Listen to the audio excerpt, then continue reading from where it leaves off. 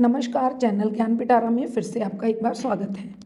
जैसे कि आप सब जानते हैं कि हमने एक सीरीज़ शुरू की है जिसमें मॉरल एजुकेशन की बातें होती हैं। सुबह बच्चा घर से उठे कैसे, उठ के क्या करे और स्कूल जाने से पहले क्या करे, स्कूल में कैसे जाए, खाना क्या-क्या खाए, कब खाए, पेरेंट्स को घर में खुश कैसे रखे, स्कूल में कैसा बिहेवियर शो करे, रिसेस में किस तरह का बिहेवियर करे, रोड पे जो है वो कैसा बिहेवियर करे, घर में अपनी चीज़ों को संभाल के कैसे रखे, रोड सेफ्टी का ध्यान कैसे रखे, टेबल मैनर्स जो हैं उसमें उसको बताए जाते हैं। प्रिंसिपल ऑफिस या स्टाफ रूम में जाए तो किस तरह से जाए, ये सारी चीज़ों पे हमने अलग अलग वीडियोस बनाई हैं। आप इस चैनल पे से वो वीडियोस देख सकते हैं। मैं डिस्क्रिप्शन बॉक्स में सबके लिंक्स दे दूँगी। इस तरह से आप बच्चों के लिए जो वर्किंग पेरेंट्स हैं और न्यूक्लियर फैमिलीज़ में रहते हैं, बहुत सारी चीज़ों के लिए समय नहीं निकाल पाते, तो आपकी हेल्प के लिए ये सीरीज़ शुरू की गई है।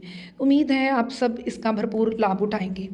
तो एक जो मुझे बहुत सारे पेरेंट्स ने बात करी कि अब इस पे ज़रूर बनाइए कि बच्चों में जो है वो मोबाइल का इस्तेमाल कम कैसे कराएं। How to stop child's addiction on mobile addiction. तो आज हम इसी पे बात करेंगे। तो कुछ पॉइंट्स हैं मेरे दिमाग में, जैसे सबसे पहले तो हम एक चीज़ कर सकते हैं कि उनका स्क्रीन टाइम फिक्स करें। बच्चों को अवार्ड के तौर पे मोबाइल दें। स्क्रीन टाइम का मतलब अकेला मोबाइल नहीं है, मेरे हिसाब से टीवी, लैपटॉप, कंप्यूटर सब इसमें आते हैं।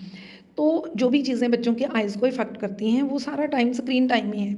तो आप सोचें कि इसको एक फ़िक्स करिए कि हम बच्चों को कहें कि आप इतने बजे से लेके इतने बजे तक पढ़ोगे और ये आउटपुट दोगे तो क्या होगा, आपको इतनी देर टीवी देखने दिया जाएगा या मोबाइल प्रोवाइड करवाया जाएगा या आप अपने कंप्यूटर लैपटॉप पे काम कर सकते हैं। तो मेरे हिसाब से बहुत सारे मैंने ऐसे सर्वेज देखे हैं और एग्जांपल्स देखी हैं जिसमें बच्चों ने इस पे बहुत अच्छा वर्क किया। उनकी वर्क कैपेसिटी भी बढ़ी है और उनको बड़ी खुशी मिलती है। जो चीज़ हमें कम समय के लिए मिलती है वो बहुत खुशी देती है। तो इस तरह से भी आप एक ये चीज़ करके देख सकते हो कि क्या ये चीज़ आपके बच्चे पे कितना वर्क करती है। सेकेंड थिंग जो बच्चों को मोबाइल से दूर कर सकती है, टीवी से दूर कर सकती है, वो चीज़ है कि encourage them for other activities. उसमें बाहर खेलना, पढ़ना, मतलब reading, painting, drawing, dancing, means उसकी कोई भी जो उसकी हॉबी है बच्चे की, उसमें आप उसको व्यस्त कर दीजिए। पर सबसे पहले ये तलाशना पड़ेगा कि बच्चे में हॉबी क्या है। इसके लिए आप खुद भी समय ले सकते हैं इस चीज़ के लिए, या टीचर्स को पता भी होता है कि बच्चा जो है वो किस चीज़ में ज़्यादा खुश होकर पार्टिसिपेट करता है। तो इन चीज़ों में आप उसको व्यस्त करिए। इस तरह से कोई भी आउटडोर एक्टिविटीज़, इनडोर एक्टिविटीज़ जो भी वेदर के अकॉर्डिंग पॉसिबल हैं, आप उसमें उनको अगर जाने के लिए इनकरेज करेंगे, उनका साथ देंगे, तो फिर वो मोबाइल से दूर हो जाएंगे। आउटडोर एक्टिविटी में एक बहुत अच्छी चीज़ है वॉकिंग, और आप उसके साथ वॉकिंग कर सकते हैं। बच्चा साइकिलिंग करना चाहे साइकिलिंग कर सकता है, स्केटिंग में उसका शौक़ है तो स्केटिंग, जो भी आप उसको प्रोवाइड करवा सकते हो, जो आपके आसपास प्रोविज़न है जिन चीज़ों का, उन चीज़ों में कीजिए। एक और बहुत अच्छी चीज़ है कि हम बच्चों के साथ भी कुछ एक्टिविटीज़ कर सकते हैं अपनी हेल्थ और अपनी एज के अकॉर्डिंग। अगर आप उनके साथ डांस कर सकते हैं, साइकिलिंग का कंपटीशन कर सकते हैं, या कुछ नहीं तो वॉकिंग पे निकल सकते हैं, लॉन्ग वॉक पे निकल सकते हैं। तो ये चीज़ें आप करिए ताकि बच्चे का जो है वो दूसरी चीज़ों में ध्यान हो जाए, उसको इसका अल्टरनेटिव मिल जाए मोबाइल का। और एक हेल्दी डिस्कशन जो है वो भी इस एडिक्शन को दूर कर सकती है। बच्चों के साथ डिस्कशंस करिए। कभी कभी उनके साथ इस चीज़ पे भी बात की जा सकती है कि साइड इफ़ेक्ट्स क्या हैं, मोबाइल के साइड इफ़ेक्ट्स क्या हैं। जैसे मैंने अपने बहुत सारे फ्रेंड्स के बच्चों को इस चीज़ से दूर करवाया कि वो बहुत मैगी या नूडल्स वगैरह खाते थे।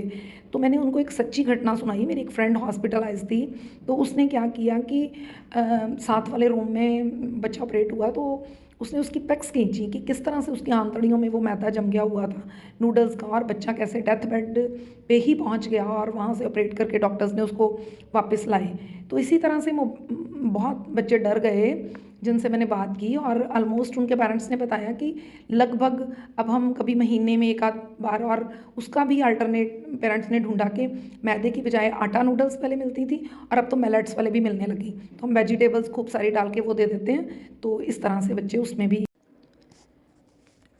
when we are educating our kids about telling side effects of mobile addiction, हम उनको बता सकते हैं कि इससे स्लीपिंग प्रॉब्लम आ सकती है, नींद नहीं आना, डिप्रेशन में चले जाना, ये सब चीज़ें आ सकती हैं। और इवन ये चीज़ जब बढ़ जाती है तो डॉक्टर के पास भी जाने की नौबत आ सकती है, और फिर वहाँ के ट्रीटमेंट्स कितने टफ़ होते हैं, ये थोड़ा सा अगर आप उनको बताओगे तो मुझे लगता है कि बच्चे इस चीज़ को समझेंगे, कुछ भय भी उनके मन में आएगा, डर रहेगा कि डॉक्टर के पास जाके इतना ट्रीटमेंट करवाना वो थोड़ा मुश्किल हो सकता है, तो हम इस चीज़ को कम करें।